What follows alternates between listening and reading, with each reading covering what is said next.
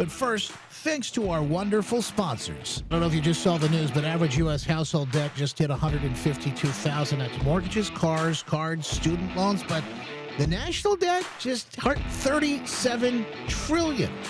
It's all going up. Ask yourself this. When the system hiccups, who bails you out? It's not the Fed, not the politicians, and that's why I own gold. Gold doesn't need a CEO, doesn't need missed earnings. It doesn't freeze your account on a Friday at $4.59. While they print, gold just sits there doing what it's done for thousands of years. Store value. If you're done playing musical chairs with your savings, get something real in your hand. That's why you should try our good friends Kirk Elliott Precious Metals today. Goldwithjustin.com.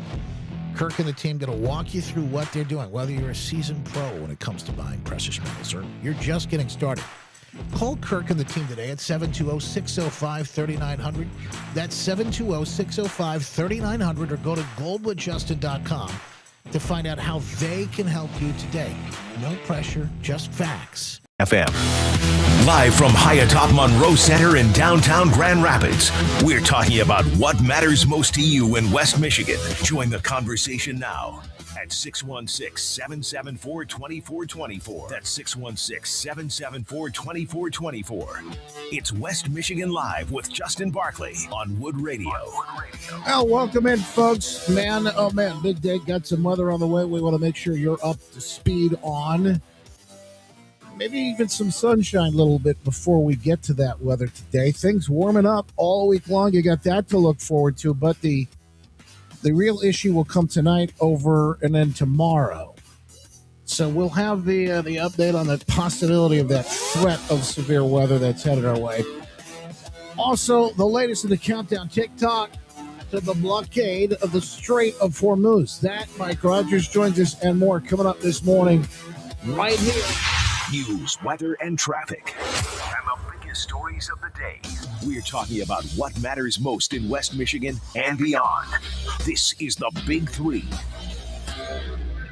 Now, today's Big Three. Stories that matter most. We'll be talking about them around the water cooler, the dinner table, no matter where you are. Partnered by our good friends, Heartland Home Mortgage. Dave Galloway and the team ready to help you, whether you want to buy, refinance, home equity line of credit. We've done all three, and we got to tell you, save thousands each and every time. HHMLending.com, the way to reach out. They got a heart of a teacher. They're faster. They're better than the big banks. And I think you're going to love what you experience. Not so much for the folks in Iran. I would say it's holding well. Their military is destroyed. Their whole Navy is underwater, you know that. 158 ships are gone. Their Navy's gone. Most of their mine droppers are gone. We have a lot of people, as you know, at 10 o'clock tomorrow, we have a blockade going into effect. Fred Trump talking about that blockade yesterday before he jumps on board Air Force One late last night. The blockade of the Strait of Hormuz. Now, what's really happening here? I want to talk about this a little bit more. We'll get into some depth on it coming up in a little bit, because there's some moving pieces, and I think there's more that meets the eye. In fact, one of the major things we're seeing happening now is the mine sweeping. I think part of the issue is the blockade, closing the strait to open it, and what they're really trying to do, and actually the alternatives that they have kind of in their back pocket as well, as some of this plays out. Now, what you're probably thinking, more than anything else, is, okay, yeah, but what's that going to mean for gas prices for me? We'll try and take care of that, too, coming up. Hang on. Number 2. A bad weekend to be in that Iranian delegation that could not get a deal with VP Vance as they had those talks over the week. It's also a bad weekend to be a Democrat. Congressman Eric Swalwell, running for governor, having to announce that he will suspend his campaign after multiple women accuse him of sexual misconduct and assault. In fact, he denies the claims, says they're false, but apologizing for mistakes he said in past judgment. Now, there's more to this story, too. Imagine that than what you're hearing behind the scenes. Don't be fooled by all the piety and moral high ground that Democrats are taking in this issue. It's really all about politics, and I'll explain why coming up. And that guy, just a piece of work. No, really no sympathy for him. President Trump rebuking, firing back at the Pope from America in statements made yesterday outside of Air Force. I don't think he's doing a very good job. He likes crime, I guess. He hit us. Think of it. He's worried about fear. What about the fear when the ministers and the priests and all of those great people that were arrested during COVID, and in many cases they're outside 10 feet apart, and they were arrested. So we don't like it. We don't like a pope that's going to say that it's okay to have a nuclear weapon. We don't want a pope that says crime is okay in our cities. I don't like it. I'm not a big fan of Pope Leo. He's a very liberal person, and he's a man that doesn't believe in stopping crime. He's a man that doesn't think that we should be toying with a country that wants a nuclear weapon so they can blow up the world. So I got to give some context on this one, too, because it's really getting some focus today. So we're trying to do all those things as the show rolls on. Fastest hour in radio is well underway. Call Justin now at 616-774-2424. That's 616-774-2424. West Michigan Live with Justin Barclay on News Radio Wood 1300 and 106.9 FM. Yeah, like I said, and it should be no surprise at this point, but there's lots more to these stories that you're probably not getting. We'll try and give you some context to all that coming up in just moments. You want to weigh in? You can jump on the iHeartRadio, the TalkBack feature on the app there, right next to the play button. Click that microphone and sound off, rant, rave. Comment, question, concern, complaints, take a number. Let's get to former Congressman Mike Rogers running for Senate here. And all around the state, shaking hands, kissing babies. We appreciate you taking the time to be with us today, sir. Justin, thank you so much. Just up in Midland, Michigan, the whole county area today, down in Bay City. Great people. Great things are getting ready to get happening here. I can tell. I got to start with Iran, the latest here, and the blockade, because this is serious business. I mentioned, I think, what most people are going to want to know about is what about the gas prices? And there are some things happening behind the scenes. Obviously, this blockade is an attempt. It looks like to me, you tell me, but it looks like the attempt to take that card off the table so that these folks completely fold. They really have not much left at all. And then this is the one piece. The other piece they keep holding out over the weekend, it was a no deal from the start, I guess, because as VP Vance said, you can't have nuclear weapons. They're trying to hold on to that too.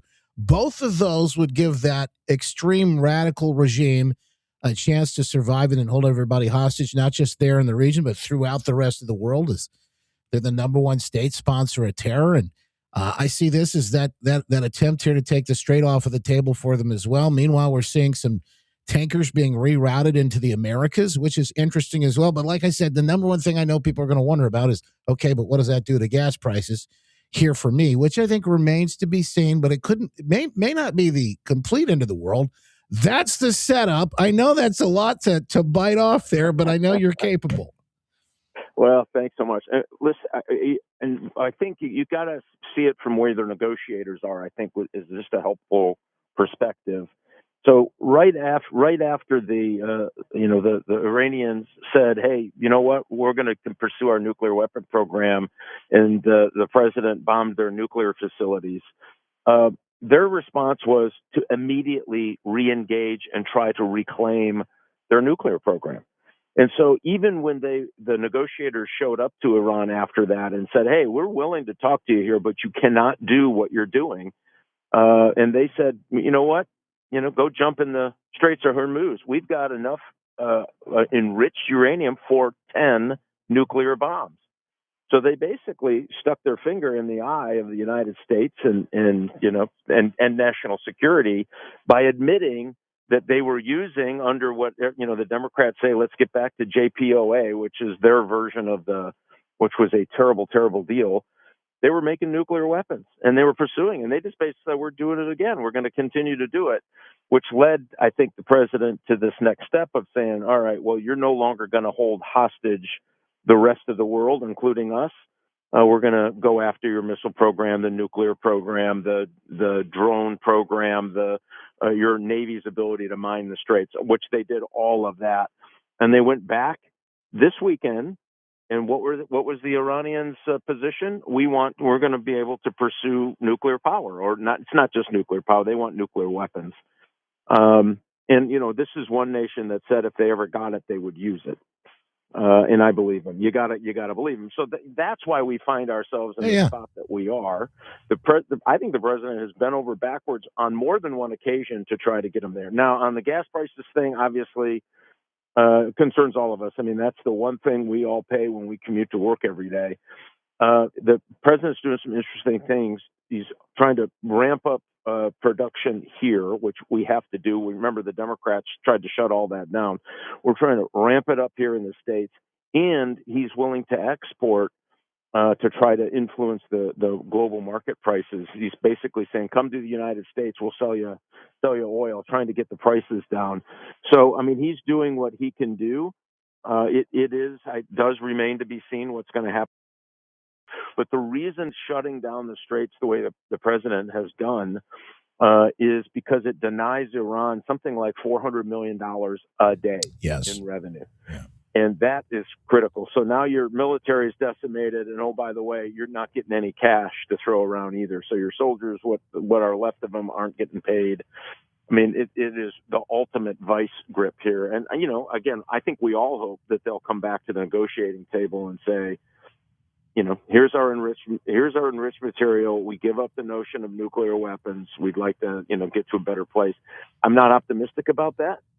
But I do know that, they're going to keep trying to negotiate. So, I mean, I've never seen any conflict like this where the Democrats vote for us to lose every single day. I've never quite seen anything like it. It's just absolutely crazy to me. If this turns out the way I hope it can turn out, it will be the most closest to peace in the Middle East we have seen in our lifetimes. Yeah, I mean, it would really be something special. It's incredible what we're seeing play out, and I think the behind the scenes, the context of this is what matters most. And people just aren't getting that in the headlines. That's no surprise. But you know what? Let's dig deeper to where people really feel what's going on. And as I mentioned, gas prices. President Trump wants to save people money. That's been the number one goal throughout this entire is fighting for the people. And we have no surprise. People started filing their taxes. They're finding this out right now. As we get that deadline approaching this week, maybe people aren't really dreading as much this year with all the money they're getting back. So I've been spending some time in some small tool and dies and some, die maker shops dotted around the state, and heard a couple of great stories. One, a guy that was paying, he worked a lot of overtime, and he paid on average about $500 the last few years. After all, getting taxes taken out of his overtime, he still owed $500 more. This year, he's getting back $3,500.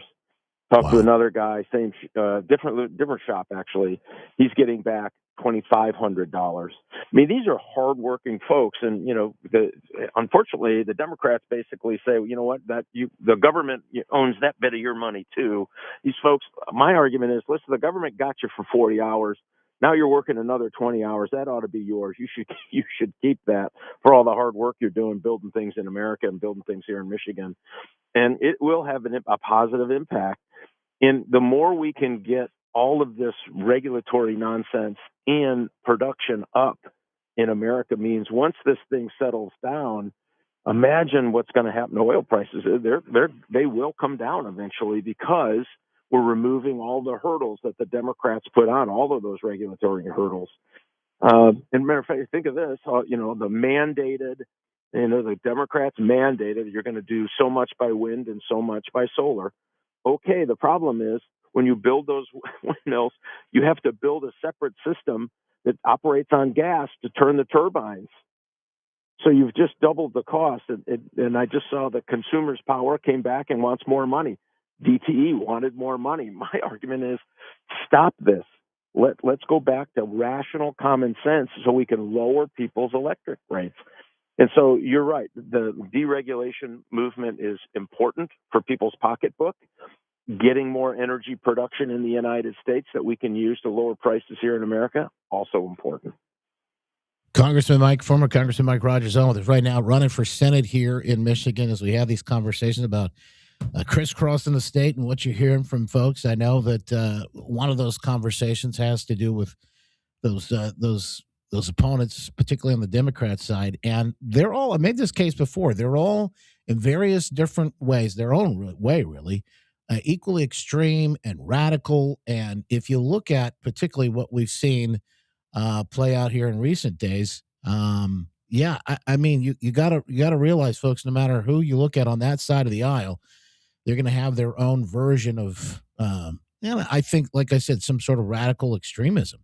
And one of those is Abdul al-Sayed. I've had the guy on the program back when he ran for governor in 2018. He comes off very polished, very friendly, but he's friends with some not so friendly folks. In fact, in recent days, this has really been exposed. What is, I think, not just here in Michigan, but folks are talking about all over the country.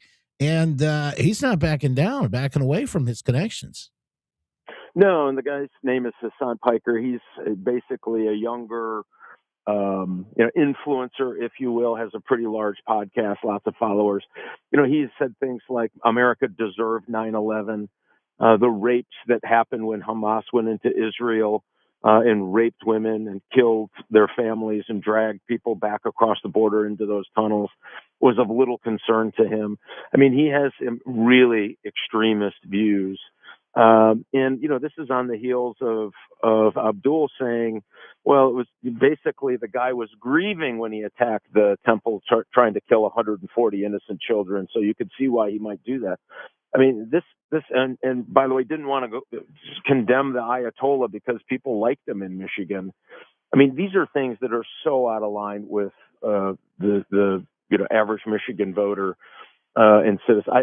They're just so radical and dangerous. I mean, to me, it's disqualifying. You can't talk about that America deserved 9/11. It's one of the greatest terrorist attack on our soil. Really since the Japanese bombed Pearl Harbor. When you look at the numbers, I mean, this is as bad as it gets, and to even condone any of that. And the problem is the other two have been very soft. They don't know if they condemn it or support it. They all looked for Hassan's endorsement. Once he endorsed Abdul, they all said, well, I guess it's okay to condemn it. I mean, these folks are dangerous for our state, all three of them. None of them have a solution for high energy prices, building more things here, getting our defense industrial base back. They're all worried about, more government spending, more taking more of your freedom. And if you just give me more money, to the government, everything is just going to be all that much better. I mean, they have not one new idea in the bunch. Congressman Mike Rogers, and the latest, obviously, this election matters. I think 2024, the way it was for the nation, for 2026 in this state of Michigan to be able to elect, we've got 3 of the top offices here in Michigan. We've got this Senate race that will determine who we send to Washington, whether we take our state back or whether we decide to send back up President Trump or not. I mean, these are critical decisions that are coming, and I just don't think we can talk enough about it, how big this election is in 2026. But I appreciate you taking a little bit of time to join us. Where are you going to be, and people want to come out and see you?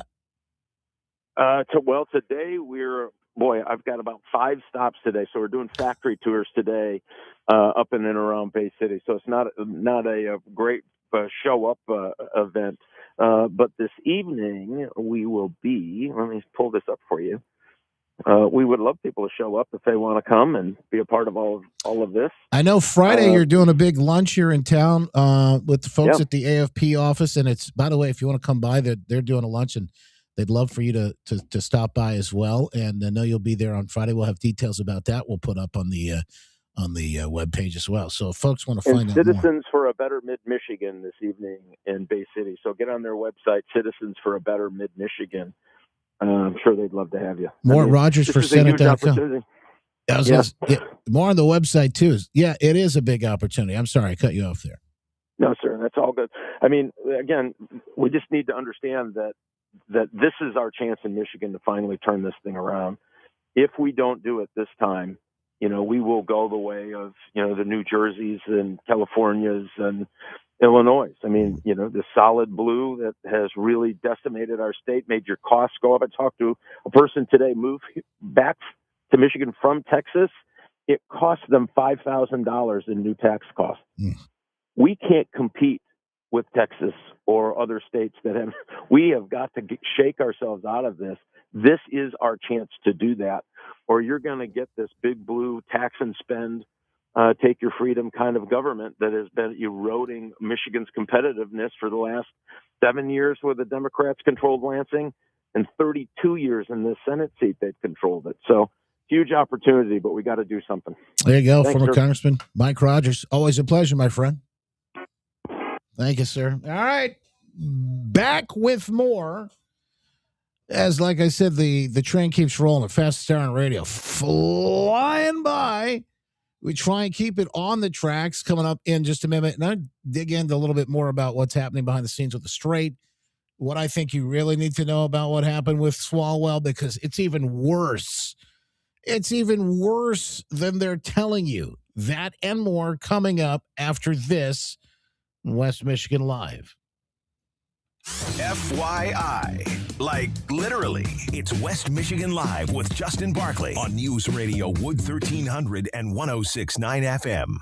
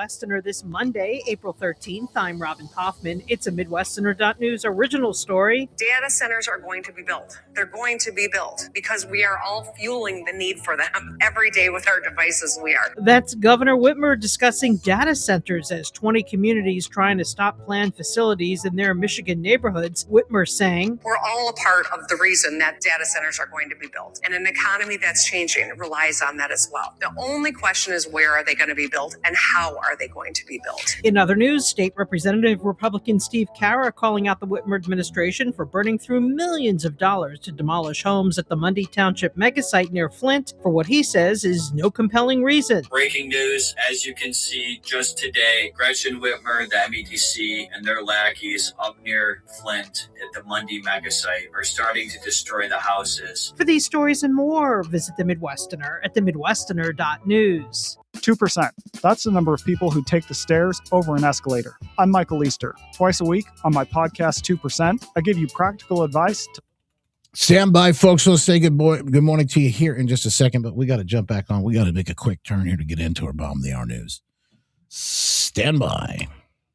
A fulfilled, healthier person. Listen to 2% on America's #1 podcast network, iHeart. Open your free iHeart app and search 2%. That's TWO% to start listening. Setwood Radio is a preset now on our iHeartRadio app. Powered by Michigan Auto Law. Auto accident attorneys. Visit autolaw.com. That's autolaw.com.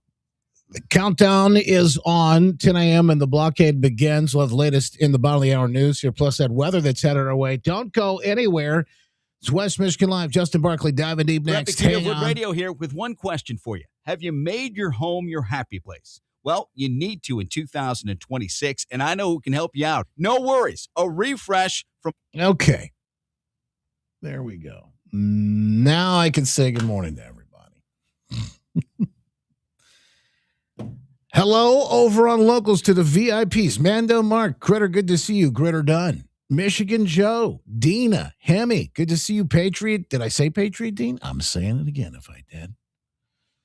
It's worth the repeat. I saw you guys asking a question. Do you want to ask Grok something? Tell me what it was again. And the funny part was somebody said, I don't know if Grok knows such redneck questions. That's hilarious. Well, we'll find out. Let me say good morning to Mickey over on Rumble. R. Reagan, good to see you too. L. Waldron, good to see you. El Haas, Kelly Fountain, Gary, good to see you. Sneebor, good to see you. Ginger, Jackie Ray, thank you so much. BKWV and many others over on Rumble today. If you're watching over on Facebook, the Bookers and the Tubers are hanging out with us today. Also, folks on X, I see Bunny, Sean, Sherry, good to see you. Laura, Lady Vu on X, good to see you. Are they going to prosecute Swalwell, Mark asks. Actually, he is being investigated right now for a campaign finance violation. I don't know about the sexual assaults and misconduct issues. That's a whole nother issue. But turns out this creep was paying his nanny with campaign funds, which appears to me like that's a big no-no. But he was. So they're really looking at it. But like I said, there's more to this story than what you're watching play out behind the scenes. All right. Let me see here. Oh, yeah. Let me make sure I remind you. Click share today. If you're watching the behind the scenes live stream with us, there's an opportunity for you to help us break the algorithm, which we always love. Because you know social media. You know how they do. Like they don't ever want to. It's like you can't live with it, can't live without it kind of thing. They don't ever want to show our stuff to people. And the live stream is just another example of that. But if you do share today, we're going to put you in the running to win something cool from the Justin store. You'll pick out a tee. You'll pick out a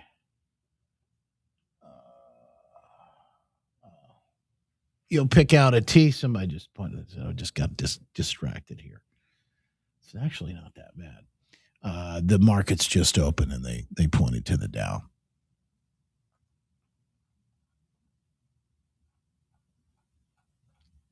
All right. It's not that. It was futures were down 500 points. It's only like 2 something right now. That was a question. Like, what are the markets going to do today? So, it's good to see that there's not a lot of panic going on. I didn't really think there would be. Not a lot's changed, but anyway, just wanted to share. If you do share today, we'll throw you in the running. You could win something cool from the Justin store. How about that? Sorry to get kind of like squirreled me over here. The news guy pointed at the screen. I looked over. I was like, is there some big breaking news I need to know about? No, the Dow's open, and it's okay. Nothing crazy.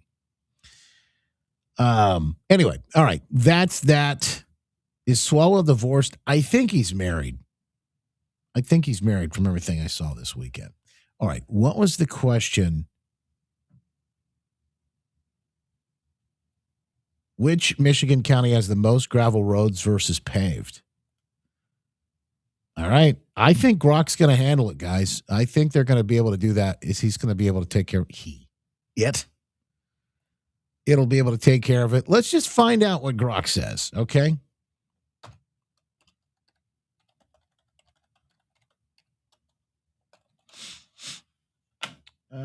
Back on the air momentarily.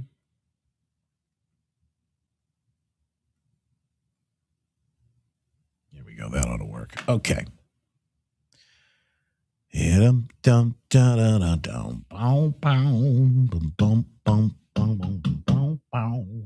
Okay. I'll get into Swalwell. I'll get into Trump. Anything else we need to make sure that we got the Trump Pope thing.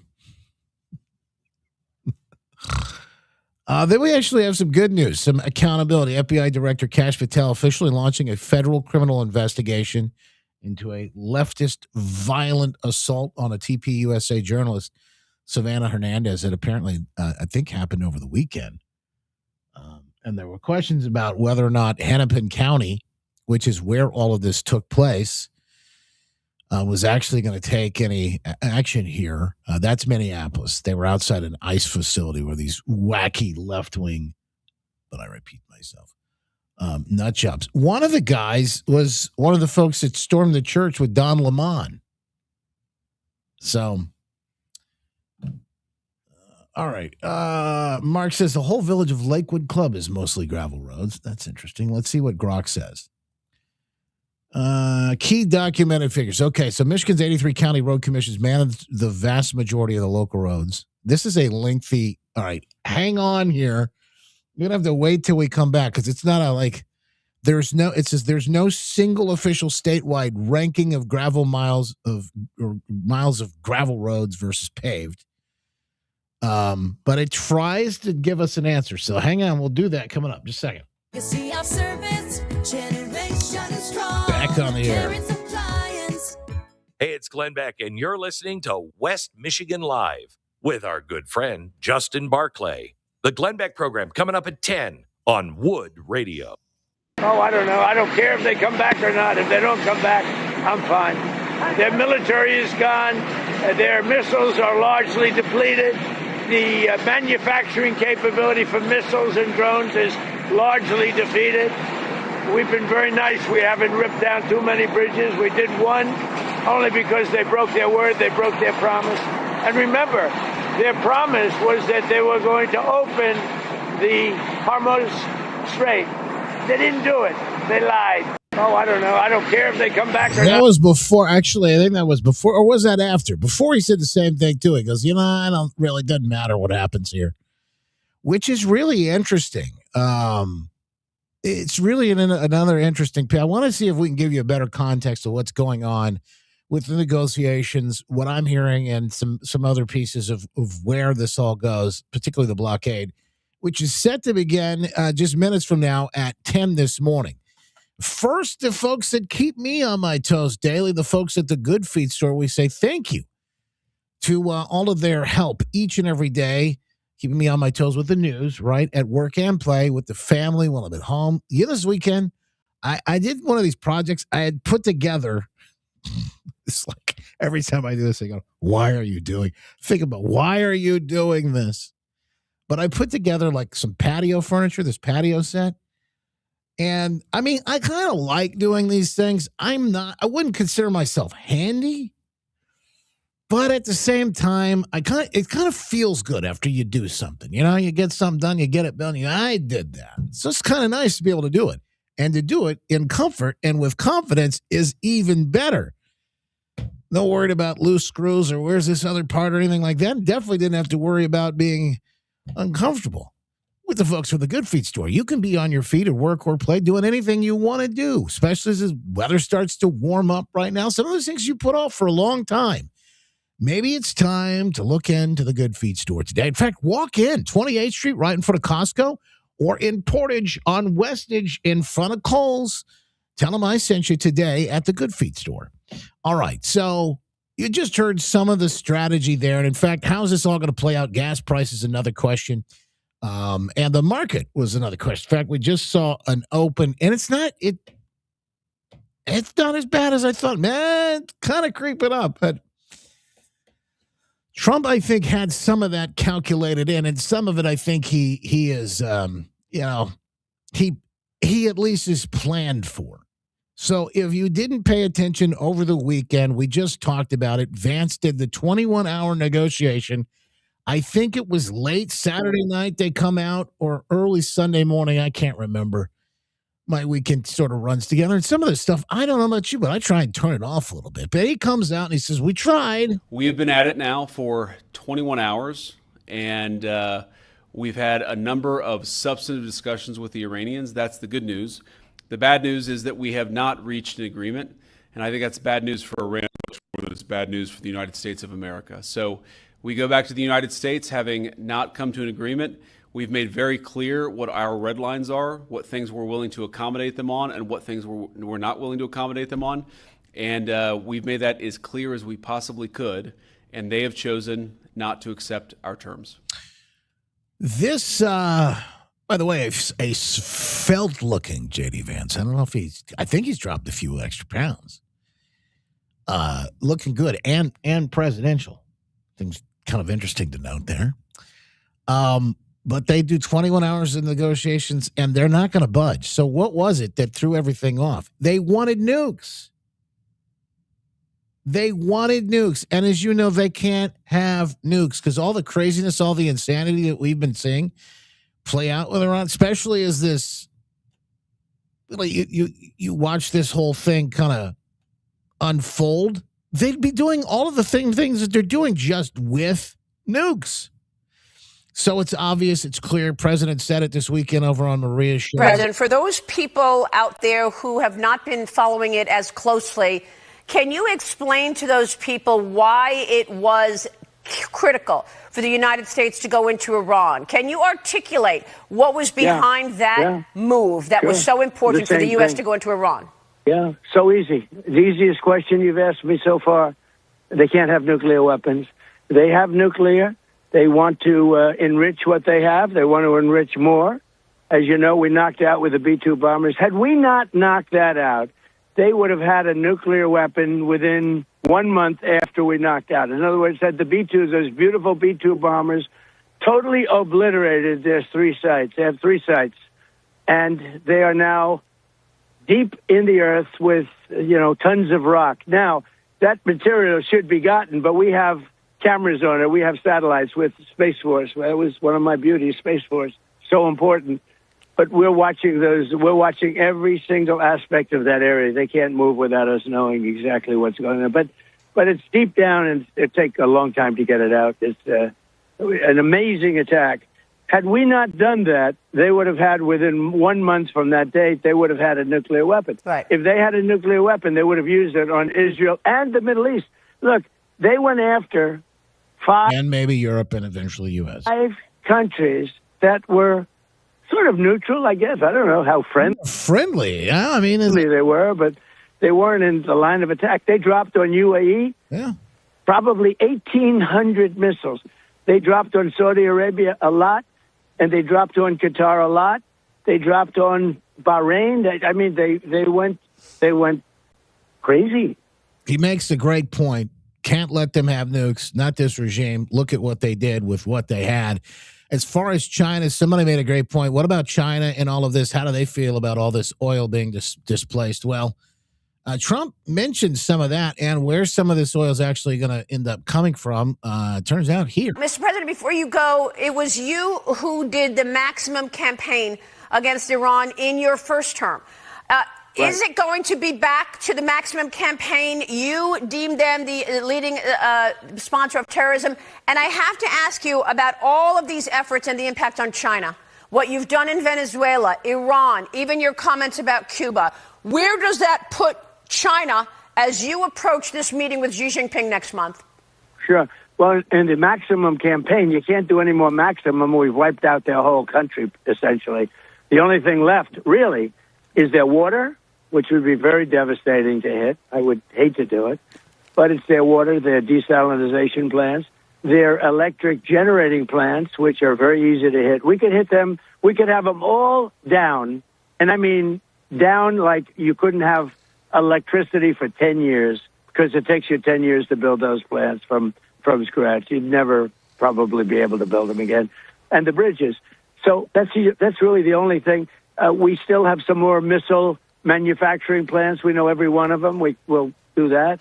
We still have other things. But when you talk about maximum, I think, outside of those few things that are remaining, I think I pretty much maxed out. You are very, very violent and vicious. I don't want to have you against me. I'll tell you what you say. I think we pretty much maxed out, other than those few items. And we still have some plants left. So what's the plan? Oil is those ships are being rerouted to the Americas, to the United States and other places in our hemisphere. You're seeing that happen right now in real time with shipping, tracking. You can see those boats. You can see them coming this direction. So those places, Asia specifically, they're gonna get in Europe too. They're gonna get supplied, but they're gonna get supplied by us. In the meantime, I don't think this is long term. Somebody else asked me a question about this in the email, and it had to do with our energy independence, etc. Really good question. I'll get to that coming up in a second. But first, the question of what if China or some other country tries to supply? Maybe there's a rumor they might try to supply Iran with weapons. China is preparing to ship weapons to Iran. Well, if China does that, China's going to have big problems, okay? They'll have big problems, okay? He went into this in a little bit more detail. That was the day before. He went into it a little bit more detail over on Maria's show on Sunday. I think this was her show on Sunday. Anyway, this is what he had to say about specifically that notion. You said the other day that any country that supports Iran and sends military equipment to Iran will face a 50% tariff if they try to bring products. Did you refer to China? Did you mean China? Yes, and other people, but yes, China too. Okay. If we find that China, because I hear news reports, so a news report doesn't mean much to me because they're so fake, but I hear news reports about China giving the shoulder missiles, what's called a shoulder missile, anti-aircraft missile. I doubt they would do that because I have a relationship and I think they wouldn't do that, but maybe they did a little bit at the beginning, but I don't think they would anymore. No. But if we catch them doing that, they get a 50% tariff, which is that's a staggering amount. What you're watching right now, and I'll because China is a good piece of this. If you watch the dominoes fall from Venezuela, the Panama Canal, now to the Strait of Hormuz in Iran, if you watch what we're doing, President Trump in this blockade today, a lot of people are thinking, why is he blockading? Didn't Iran say they were blockading? No. In fact, because this is the new talking point I see on social media. So if you're seeing this, if you believe this is the thing, let me just redirect some of this. They're saying, well, he's blockading a blockade. How does this help us? No. What they're doing is, number one, cutting off the supply of money so that Iran can re-upgrade their weapons, restore everything that they wanted to do. If they want to resupply is essentially what they're going to do. So that's part of it, to keep that regime alive. So part of it is cutting that off, because what they wanted to do is, remember, they announced they were going to charge $2 million fee for boats coming through. $2 million here, $2 million there. And you heard Trump at one point goes, it's kind of a good idea. Maybe I'll do that. So what we're watching now is the fight to control the strait. Now, there's a couple of things happening. They're doing mine sweeps as we speak right now, trying to get through and clear the strait. Why? Because they then want to open it.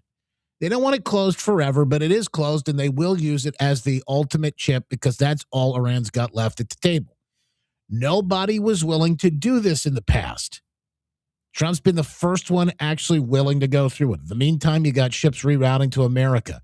Also, Saudi Arabia just reopened a pipeline that shoots, 7 million barrels a day through it so that they can go around the Strait of Hormuz.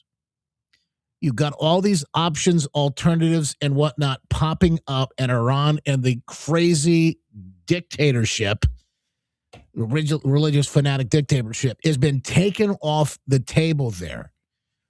So that's part of what we're watching. And then there's something else that he dropped this, Darius, talking about China. He goes, well, that's what we hear in the news reports. I don't know if that's real or not.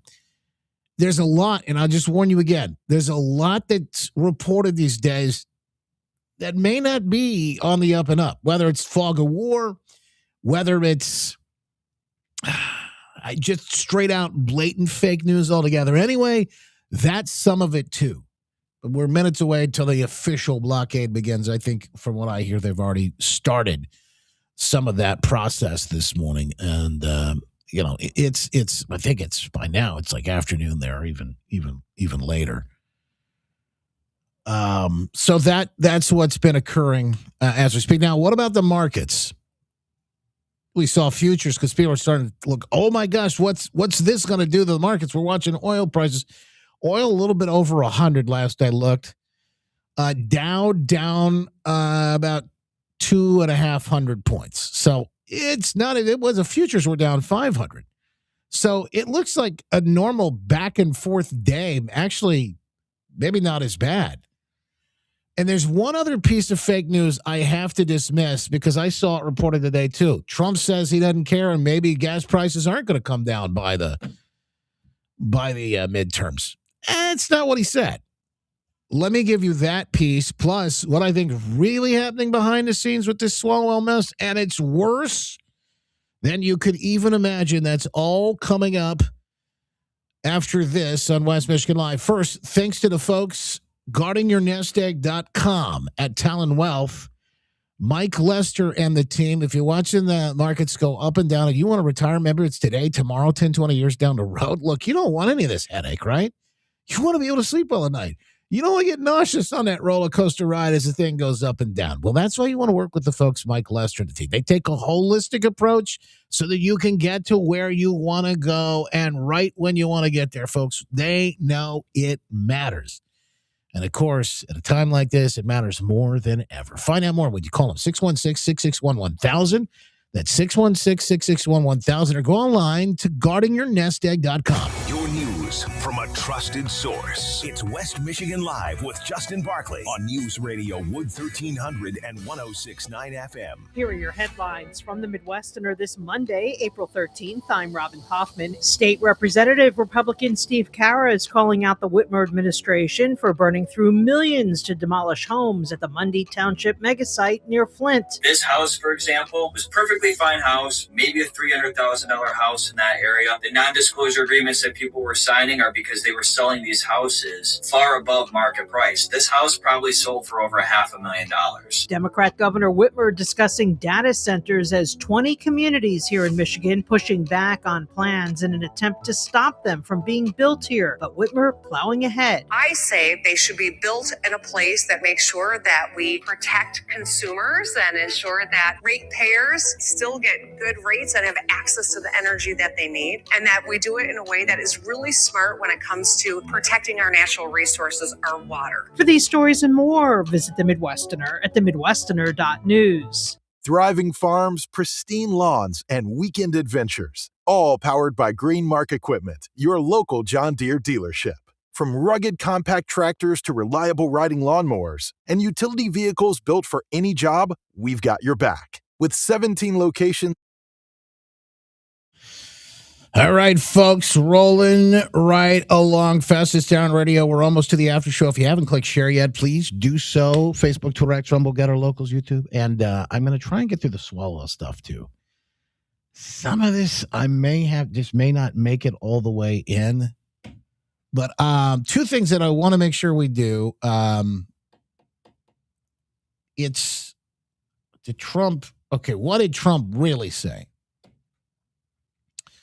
Because the question was, did Trump really say it could go up or could go down? That was the question, right? And I want to. It's not exactly what actually they said. Did he really say that the gas prices could stay the same? It's not what he said.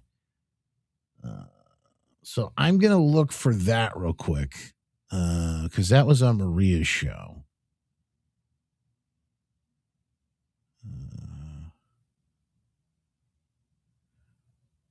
Hang on. Watch this. This is a good clip about the oil, and what they're going to do with Venezuela and the rest of it. So hang on. Let me put that up. Mr. President, before you go, it was you who did the maximum campaign against Iran in your first term. Is it going to be back to the maximum campaign? You deemed them the leading sponsor of terrorism. And I have to ask you about all of these efforts and the impact on China. What you've done in Venezuela, Iran, even your comments about Cuba. Where does that put China as you approach this meeting with Xi Jinping next month? Sure. Well, in the maximum campaign, you can't do any more maximum. We've wiped out their whole country, essentially. The only thing left, really, is their water, which would be very devastating to hit. I would hate to do it.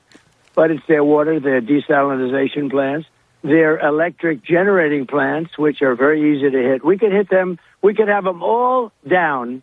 And I mean down like you couldn't have electricity for 10 years because it takes you 10 years to build those plants from scratch. You'd never probably be able to build them again.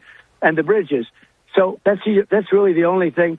We still have some more missile manufacturing plants. We know every one of them. We will do that.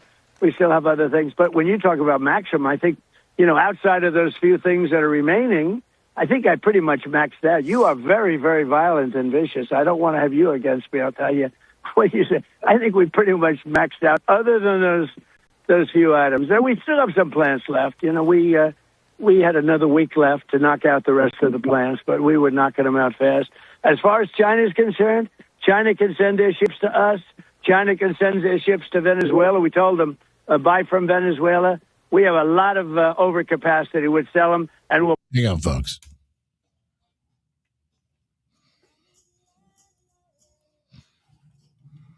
Knocking them out fast. As far as China is concerned, China can send their ships to us. China can send their ships to Venezuela. We told them, buy from Venezuela. We have a lot of overcapacity. We'd sell them, and we'll probably sell it for even less money. I have a very good relationship with President Xi of China. We work together very well. They're paying us substantial money, as you know. We've never got money before. I listened to this Gordon Chang. He has no idea what he's talking about. We have been very tough on China. Tough but fair. And, it's an amazing place. But I have a very good relationship with... Isn't that interesting? So now China buying gas and oil from the United States. All right. One other piece that I thought was fascinating and worth mentioning as well. Trump on the gas and oil prices, people wondering what's it going to be like for the election. And there's a headline today where he said, prices are going to be the same or maybe more. That's not what he said. In the original clip, if you listen to him, he goes, well, they may go down. They'll probably go down. But they may, and then he says what he does, and he rants, just rumbles, doing this because this is a Trump. Well, they may go up, they may go down. This is kind of the hedging bets type of thing. Listen to what he says here, because make this clear, so you actually know exactly. You're not being pulled around by a headline. Mr. Which President, the Supreme Court was not nice to me about. Is this all going to be enough? The blockade in the Strait, the opening up capacity in the United States is this going to be enough to lower the price of oil and gas, sir? Well, eventually it's going to be lowered. No, it might not happen initially, but it's going to go down. When this is all over, look, the stock market, the Dow hit 50,000. It was supposed to be in 4 or 5 years. They said it won't happen during his term, but it'll be maybe 4 or 5 years. It hit 50,000 in my first year. You know it better than anybody. You cover it better than anybody. The S&P hit 7,000 in my first year. Before my first year, you know that. And I said to myself, "Oh, here we go. I got to stop this country from having a nuclear weapon." You want to see a stock market go down? Let a couple of nuclear bombs be dropped on us, or frankly, any place else. And you'll see a stock market that goes down. So that's where it's going, at least in the plan. Who knows where we go from here? I didn't have time to get swallowed. We'll have to do that on the after show, because there's something that's even worse than what's being reported happening behind the scenes with Swalwell, who's a piece of work himself. That and more coming up, and maybe some laughs during the after show as well. Lots to get to. Want to thank our good friend Kevin Yoder and the folks with SeniorSmoothMove.com. Look, if you've lived in your home for years and you're starting to wonder whether it still fits your life, a seminar Kevin's putting on is perfect for you. Kevin Yoder, the Yoder Real Estate team at LPT Realty, going to do a seminar on April 22nd at the Kentwood Library for free educational focus on downsizing. Whether you're considering a condo, maintenance-free living, or assisted living, you want to learn maybe how, what your home may be worth, or how to build a clear transition path. We're doing this with my folks right now. Seating is limited, so you want to register for that seminar at smoothmoveseminar.com. That's smoothmoveseminar.com. Our good friend Kevin Yoder to help walk you and maybe your folks through the very same thing. A fantastic transition. All right, folks, speaking of which, we got more tomorrow. The Glenn Beck program is coming up next. We'll have an after show live and archived, the iHeartRadio app, Facebook, Twitter, X, Rumble, Goddard, Locals, YouTube, wherever you get your podcast. Make it a great one, and God bless.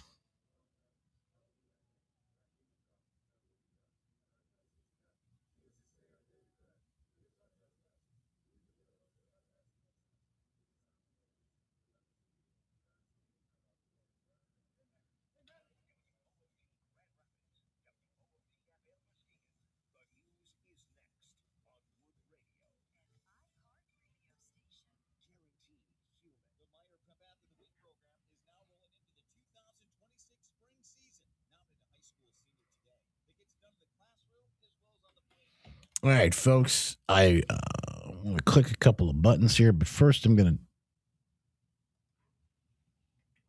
do this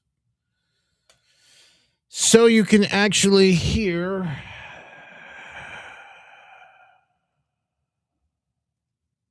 what you should have heard. Should have played for us. Here we go. Our Father, who art in the heavens, hallowed be thy name. Thy kingdom come, thy will be done, on earth as it is in heaven. Give us this day our daily bread. Forgive us our trespasses. We forgive those who trespass against us. Lead us not into temptation, deliver us from evil. God is the kingdom, power, and glory forever and ever. Amen. Amen.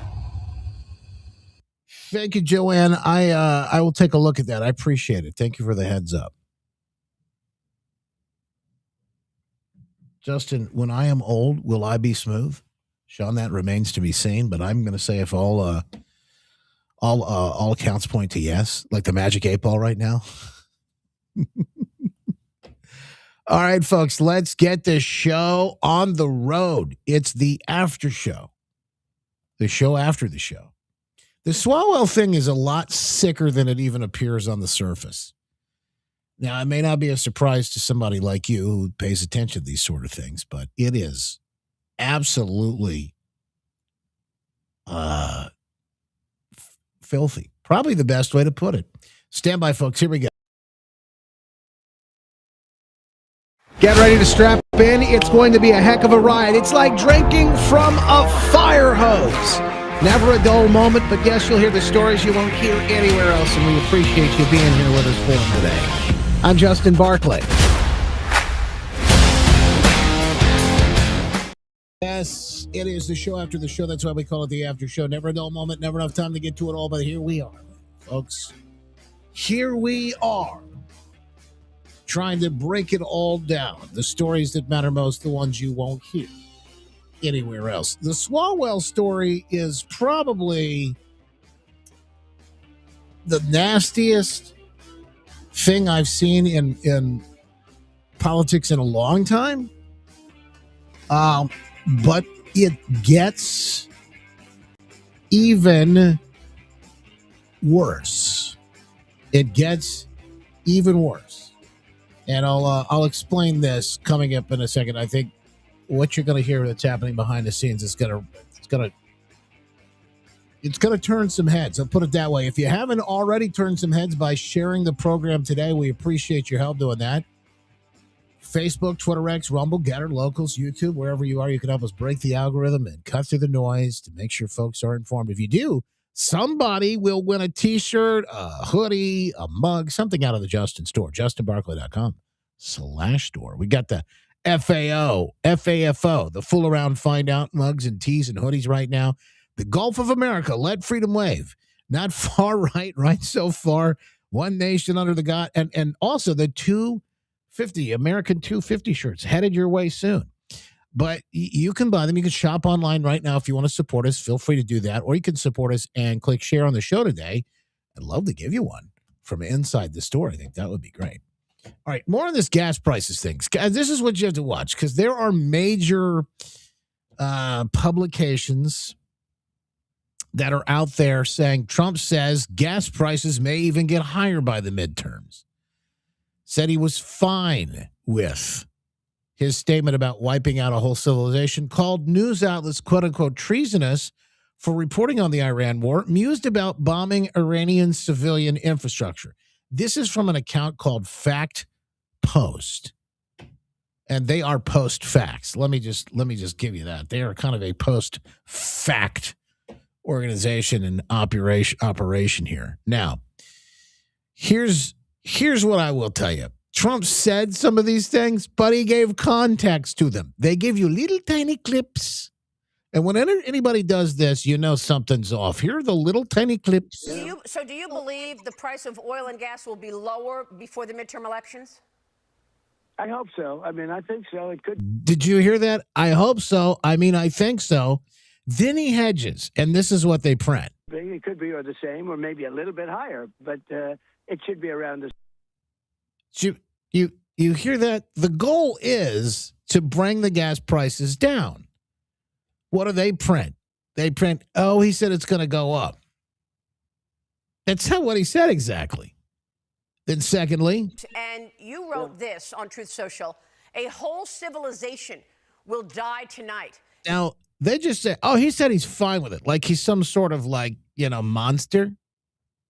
That's not it. Listen, Never to be brought back again. I don't want that to happen, but it probably will. However, now that we have a complete and total regime change where different, smarter, and less radicalized minds prevail, maybe something wonderful can happen. Mr. President, you were criticized for this tweet because you said a whole civilization will die tonight.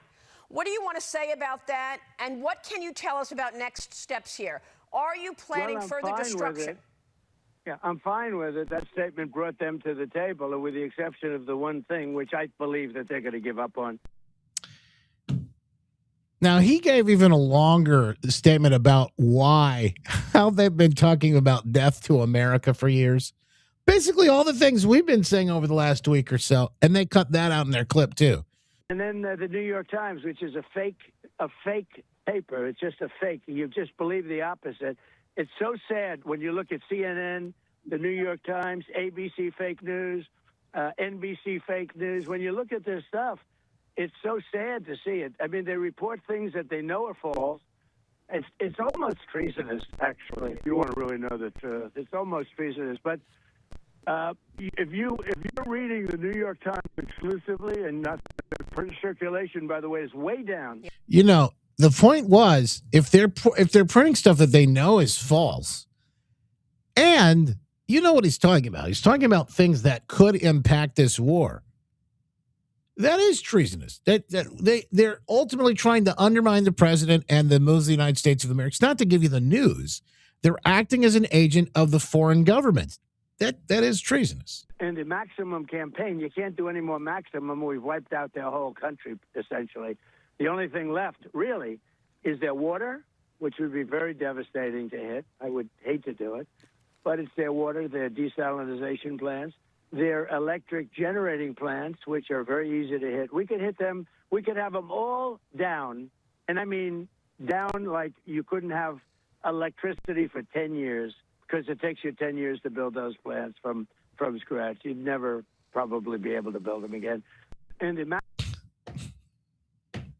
And now, again, what do they print? This is the thing. You have to be careful about what they say versus what it actually was. They say he mused about bombing Iranian civilian. No, he said he didn't want to do it. He didn't muse about it. He said he didn't want to do it. And at the end of the day, that's why they need to come to the table. So you got to be very careful. Some of this stuff, and again, you see the headlines, what they print and what they post, and it's a lot of time you have to do the digging. We try to do as much of that as we can for you here, but you have to do the digging. You're being pulled around by your nose on a lot of these topics each and every day. Okay, now I got to get to Swalwell because this guy is a piece of work. This whole story, by the way, it's not just him. Filthy. It's not just him. Although what he's done, who he is, very bad. But this whole thing is much bigger than even it appears, and as bad as it is on the top of all of this. Oh, by the way, I should mention all of this comes as the U.S. imposes the naval blockade against Iran beginning now. Okay. So, Fox has people talking heads on talking about. There's nothing to show you there, although if something does, pop, I'll let you know. But I want to show you this story about Eric Swalwell. So Congressman, if you missed it over the weekend, Congressman Eric Swalwell suspended his campaign. A lot of this stories and news came out that there were former staffers working for him, accusing him of doing very bad things. In fact, he even released a statement about all of this. On one hand, I look at it and I say to myself, gosh, I don't know. I don't know what happened. I think the guy's a piece of work anyway. Do you believe what he says? Do you believe what the staffers say? I don't know. This whole, when you get into the, he said, she said stuff, it's hard to know. Although I will tell you, because we weren't there. I will tell you, it sounds like there's quite a few people surrounding the victims here and saying, yeah, this did happen. Now, I want to tell you why you can't 100%, and you have to take this stuff with a grain of salt anyway. You can't 100% go all in on it because, well, just wait till I tell you what's really happening behind the scenes. At least is what it appears as it's even worse than we're hearing. Oh, yeah, don't forget about Feng Feng. We'll get to here. Here's one of the victims talking about what Swalwell did. I decided to ask him to meet me for a drink. And I did this because I was so far removed from what had happened in 2019.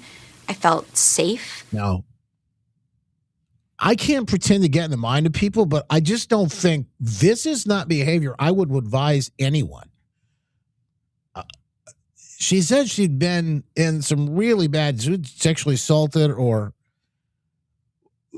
years ago when she worked for him, no longer works for him at this time, and then decided to have a drink with him. I'm not saying it's not possible. I couldn't imagine this. I decided to ask him to meet me for a drink. And I did this because I was so far removed from what had happened in 2019. Remember, she didn't say that he asked her to go out for a drink. She asked him to go out for a drink. First of all, I think it's a little weird when people are getting drinks with each other and without like spouses and things like that. Maybe it's just a different world. I don't really drink. I couldn't imagine myself doing something like that. Why? Not because I think I'd get wrapped into something. That's possible too. But you don't even allow for an appearance of impropriety. I know people kind of made fun of Pence saying he wouldn't ride an elevator with somebody of the opposite sex by himself. But maybe more people need to do that. I don't know. This type of thing, you're talking about a can of worms that should not have never been opened, should never even existed. I felt safe because I was established. I had a partner. I felt more secure that I could have a strictly professional relationship with this person. After that bar closed, we went to another. I went to the bathroom, and I don't remember anything after that. You don't remember anything? I remember the next day. I can see flashes of that evening of him on top of me. Now, wait, I got to stop it because what she's insinuating is that he drugged her. And also remember, she's got a partner, she said. She felt fine. I'm not defending him because when I tell you, by the way, what I think is actually going on behind the scenes is even worse than this. This is bad. But what's actually happening behind the scenes even worse than this? But she says she asked him to go out for a date after he'd previously sexually assaulted. I'm sorry, I would never want to see that person again. I want to see that person burn. I want to see that person put in jail, lock them up, throw away the key. If that happened to me or anyone I love, So then, but then she says, because I have a partner now, I felt like I should be able to do that. I'm thinking, what? Again, these are Democrats. So you have to think the idea of the wisdom piece here. But it doesn't negate everything. I can't throw away what she's saying altogether. I'm just telling you, these are things that make me go, I don't know, ma'am, I don't know about this. But listen to what she said happened again. She just sort of insinuates and then I blacked out, but here's what I think happened. You imagine being her boyfriend, husband, whatever. Pushing him off, him grabbing me. It was a lot more aggressive. It was aggressive. Now, I'm not saying she couldn't have been roofied or drugged. I'm not saying that at all. I'm not believing. By the way, I'm not believing him either. So don't get this twisted. I'm not buying what he's selling either. But this complicates things. Did you say no? Yes, I said no.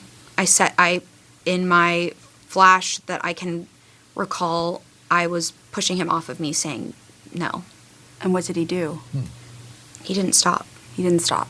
Again, she's blacked out, but she's having these flashbacks where she. So again, we don't know, and I don't know how this would go in court. I have no idea how any of this would play. It's horrific. I didn't want to think about it. It's a little bit more, and then I'll tell you what I think. Because, by the way, she's not the only one saying this stuff. But I'll tell you what I think's really going on here. And you woke up the next morning. I woke up the next morning naked, alone in his hotel room. I, for a moment, didn't even know I was in his hotel room. That's how intoxicated I was. And I called my mom, the only person I could think that could help me. All right, I'm going to tell you something that I have, I don't know that, I think I may have talked about this publicly, not here, in a different place at a different time. Years ago, we were in my line of work, and what I did, working in the bars, nightclubs, that type of thing, on the radio. We were, it was our job to go do these things. And as I got older and like right around the time, I guess maybe I was like in my mid to late 20s, I started realizing when you're in these positions with people who are also intoxicated, you put yourself into a position that you probably shouldn't be in, particularly if you're kind of high profile. So, number one, I never put myself in those positions. Once I sort of wised up, said this is really not a good place to be. This is far before like the Me Too, any of these things started happening. A little bit of clarity, a little bit of wisdom in my young age, and I was young and crazy, and we all did stupid things, and pre Jesus. Let me just put it that way. But one of the times that I was at a nightclub with somebody I worked with, we were working. I started feeling very bad. It actually happened here in town. Started feeling very bad. Luckily, this place was connected to the apartment that I was living in. Somehow, I was able to make it out. And this is way worse than any being drunk or anything like that. I was a big guy. He was even heavier than I am now. I mean, at that time, probably weighed close to 400 pounds. Crazy.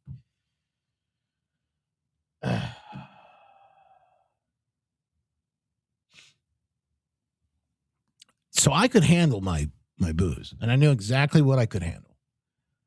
But I believe I was drugged. And I think what probably happened, I don't think they were trying to get me. I think they were probably trying to get the person who was with me.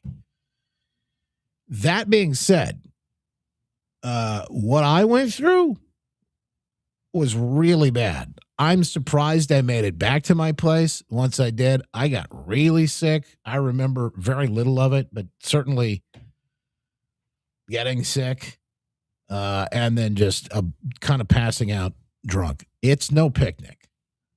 I can't imagine. I don't know what I went through was the same as this person. I have no idea, but it's just it's nothing to mess around with. So I wouldn't joke around with it. I wouldn't mess around with it. And if you know me, like now, I barely drink anything. If I do, it's at home. So I'm not a drinker. That being said, I can't throw everything out that she says. That I can't.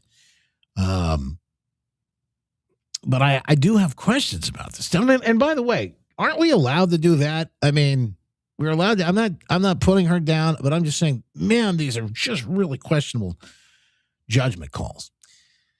So Swallow comes out and says, I'm suspending because it's just one piled on the other, right? I'm suspending my campaign for governor. And, you can see, I by the way, none of this stuff surprises me. I'm sure that things like this happened and still do happen in these worlds. politics in D.C. and the swamp, the rest of it. Dirty, dirty stuff. But it's also possible she was willing, and I don't know that. I'm not saying that. I'm just saying that is possible. It's possible that she's making this up in order to, well, I'll get to the worst part here in a second, but all those things are possible. Swalwell says to his family and staff and supporters, deeply sorry for the mistakes that he has made. Here he is with an actual video statement on it all. A lot has been said about me today through anonymous allegations, and I thought it was important that you see and hear from me directly. These allegations of sexual assault are flat false. They are absolutely false. They did not happen. They have never happened, and I will fight them with everything that I have. They also come on the eve of an election where I have been the frontrunner candidate for governor in California. I do not suggest to you in any way that I'm perfect or that I'm a saint. I have certainly made mistakes in judgment in my past, but those mistakes are between me and my wife. And to her, I apologize deeply for putting her in this position. I also apologize to you if in any way you have doubted your support for me. But I think you know who I am. For over 20 years, I have served the public as a city councilman, as a member of Congress, and as a prosecutor who went to court on behalf of victims, particularly on behalf of sexual assault victims. That's who I am and have always been. This weekend, I'm going to spend time with my family and friends, and I appreciate those who have reached out to me to show support, and I look forward to updating you very soon. So these are some of the pieces of the puzzle coming together. There are, like I said, there are various other folks that have come out and mentioned this as well. The Manhattan DA has now opened an investigation into what happened, an allegation at the New York City hotel there. One of those, Eric Swalwell, being investigated by the Manhattan DA after reports he sexually assaulted a former staffer. And apparently his staff has come out and written a letter, but they did not sign it, but it's apparently his staff is what we're being told. So DA Alvin Bragg, who again, you'll know, from all of his efforts to take down Trump. The investigation follows reporting this week from the San Francisco Chronicle and CNN that accused top Democrat candidate for governor of California of sexually assaulting the staffer while she was too intoxicated to consent. The woman alleged that in 2024 April, after a night of drinking with Swalwell, she woke up in her hotel room or in the hotel room to him with her on top of her. I was pushing him off of me, saying no, she told CNN. He didn't stop. Okay, so that's what you just heard. They're looking into that. In the meantime, they're also looking into this campaign finance allegations that he was paying a nanny $40,000, $50,000 out of campaign money. And here is the interesting piece that I saw today, which I think is I think a little bit bigger piece. And by the way, I think this makes it even worse. The California governor primary and how it works. Some of this, because here's what I'm going to tell you. We have seen now, and what we've watched, reporters. I think I saw a guy that reported on Swalwell years ago and mentioned he had a history. This is a guy who knew it. He knew it. All these Democrats knew the kind of guy that you're talking about, the fang, bang, bang. We're talking about the same guy. This guy's not like he changed. Come on. He knew it. They knew what this guy was doing. They knew what he was up to. None of this has ever been but why now? Why is it coming out now, you may ask? That's the question to ask. This account, Wall Street Mav, which I thought was kind of interesting. I read through this. Now, again, What I'm about to read to you is just an idea. It's a thought. I don't know this to be true. I thought it was really interesting. California has something called the Jungle Primary. It advances the top 2 candidates regardless of party. Recent internal polling, they say, has showed Republican Steve Hilton, formerly of Fox News, at 22%, with Swalwell at 18%, raising fears of 2 Republicans reaching the general election. You imagine that? The fall of Eric Swalwell, he writes. This is really fascinating stuff. Again, I just a theory to consider, but it's one I think worth at least the time to think about, because this is, I don't know that it's true, but this is a big one. All right, so what is a jungle primary, and how does it work? So essentially, in California, you've got all of these different people running, some Democrats, some Republicans. Here's the look at the Post, and you can see the polling numbers. 2 Republicans, the rest are Democrat. Look how crazy. So anyway, in the polling, Steve Hilton is at the top. That's the guy from Fox News, right? Chad Bianco's up there. Eric Swalwell was the top polled Democrat. So what are they saying is happening here? And like I said, does this even worse than the original story we heard? I think it may be. Street Mav says the fall of Swalwell is a coordinated power play by the Democrats.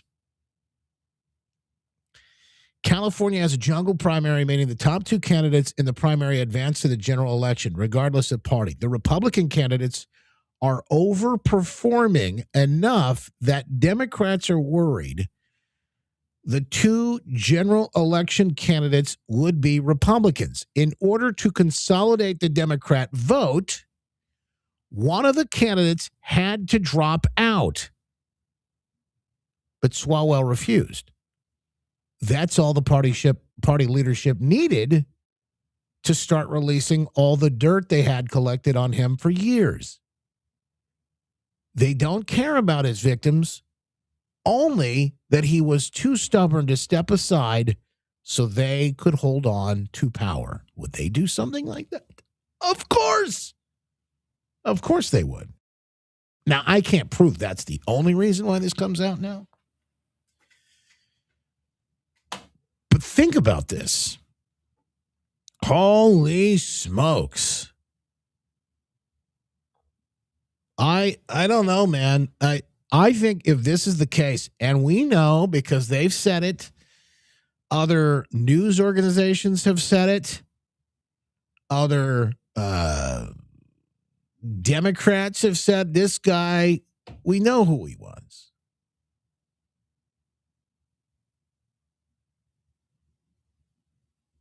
This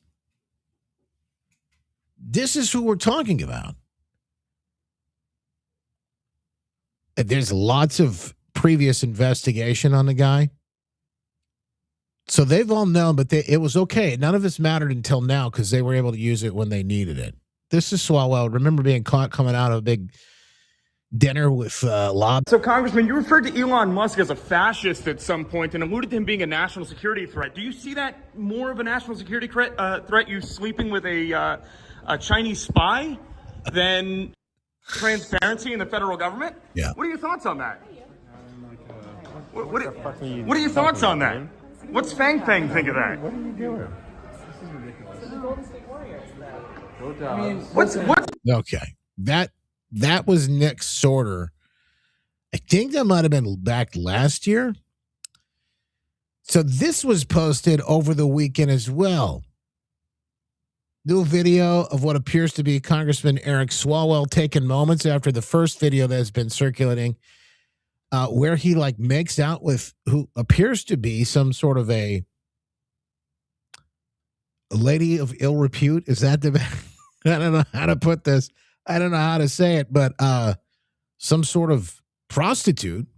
She is now. This is what I want to know, because they put this out over the weekend. They said here he is at his home with this prostitute, which is not the case. If you look at the video, you can clearly tell this is a hotel room. You can see like room service table in the back. It looks like there's one of those hotel full length mirrors here. Now this looks like a hotel bed and everything else. I don't know where this took place, but this is part. Okay, so there's somebody holding the phone. Think about this. There's somebody holding the phone. He's on the bed with this girl, and then there's another guy there too. There's no audio. But what in the world is happening? And then there's another girl back here. Oh my goodness, I just noticed it. There's another girl that pops out from the back. Maybe this is probably where the bathroom is. She looks out and walks away, probably when she saw the phone. So these are videos that have come out this weekend as well. Lady of the night, Deanne said. Lady of the night. Lady of the night. There's video of him like grabbing this girl and kissing her. Martin Shkreli is the person who put this out. Now, there's a reason I bring this up, not to just show you like salacious videos and say, oh, look at this video. No. There's a reason I bring this up. Martin Shkreli, this is the first video that came out. So what? This is the first. He grabs this woman and kisses her, which is disgusting. She clearly did not want to be kissed. He grabbed her and kissed her. All right. And again, I was like, who are these other people in the room? There's another woman back there running around. And then you got this guy over here with a phone, and he's got his leg on the bed. And then there's another guy who's sitting back in another chair videoing it all. What in the world is going on here? Again, this is a sitting congressman. Now, it's not a surprise to me that this type of behavior things are happening. That's no surprise. They say they've ID'd the video, the woman. I'm not gonna tell you who they, but that somebody did ID this woman. They say she works in quote unquote hospitality in and around Las Vegas. So that's I don't think it's fair to get into all that.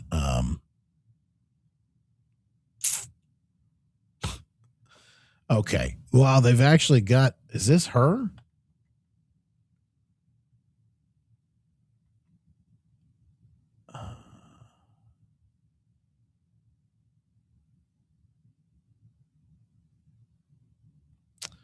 Oh, she's a star of a certain variety as well, they say.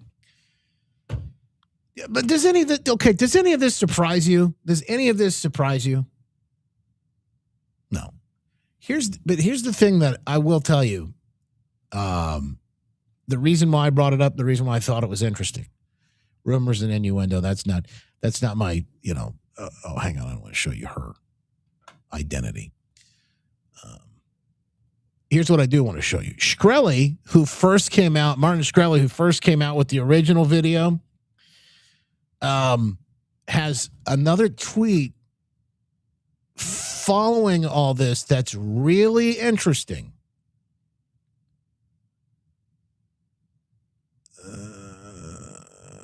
Where is it? I think it's in response to Potomac's. Hang on, Shkreli. Yeah, that's the one. I have to find it. Hang on. Because I want to show you this before I move off of this. Where'd it go?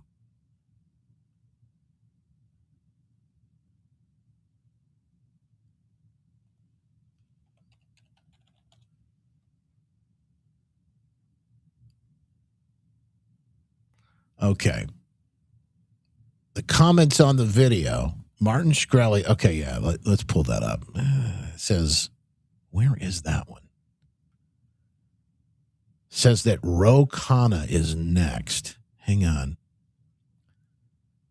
Maybe I can find it in his replies.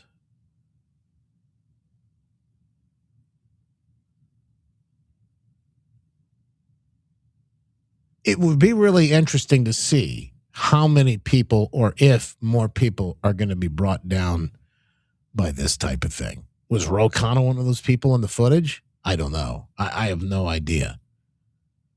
Hang on.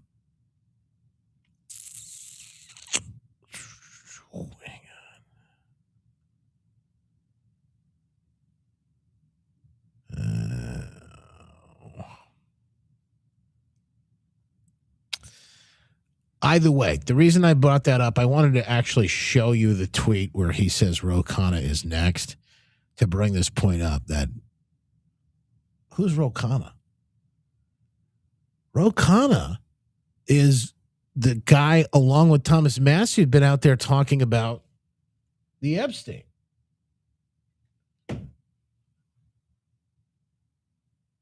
Files and all this, leading the charge with it.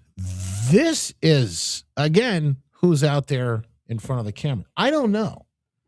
He would just resign and never hear from him again. Well, I hope he does resign. I don't know. As far as never hear from him again, that would also be a win too. I don't know. The question is will he have to face these accusations? Will there be criminal charges? That might just be swept under the rug too, because the Democrats will say, well, if he walked away and he did what we told him to do, then we're just going to hide this. I don't know, folks. I just tell you, this is sickening. All of this stuff is absolutely sickening. I know you feel the same way too, but I just wanted to share it with you because I think what we watched here is an example of the case that I often make, which is this. Republicans, the right, let's just say it like real Americans, right? Average Americans don't want to save the country as much as Democrats and the left, et cetera, want to tear it down, destroy it. Why do I mean that? I mean, Democrats and left will do anything. The ends justifies the means.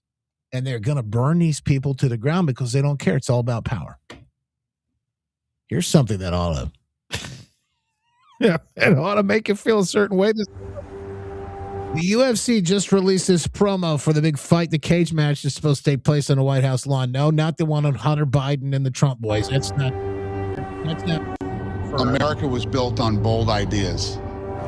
And on June 14th, on one night and one night only, we are going to pull off the boldest idea in sports history. One of the most sensational champions we've ever seen inside the octagon. He has the chance to be the first to successfully defend both the featherweight and lightweight UFC title. But he is facing Justin Gaethje. He is a savage, and he doesn't run away from anything. He has the highest performance bonus percentage in all of the UFC. Those two at the White House should be insane.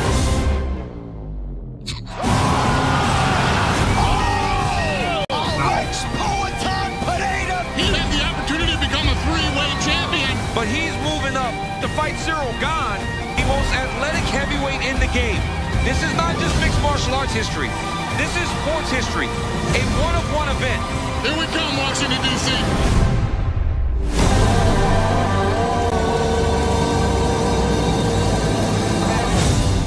That is incredible. Wow. Can't wait. I'm not even a big UFC guy. I watch a little bit here and there, but I don't know enough about it. Hey, and just a reminder, by the way, remember when all those people in Congress voted to keep those hush money records quiet for everyone else? It's just something to think about, isn't it? Okay, we got to take care of a couple of big pieces of business. That gravel question, we'll get an answer real quick for the folks in the VIP after all this is said and done. Thanks to the folks at healthwithjustin.com, Maha, Missy, and the crew for helping in every single way to make America healthy, make me healthy again. I certainly appreciate it. Down over 30 pounds. My wife is too. Lizzie, we're feeling great. And I got to tell you, it's never been better. Never been better. Make America healthy again, one person at a time, starting with you. Healthwithjustin.com. Log on to find out how you can get help today at healthwithjustin.com. Congrats to SJ today, our winner in the Sharing is Caring contest. All right, make it a great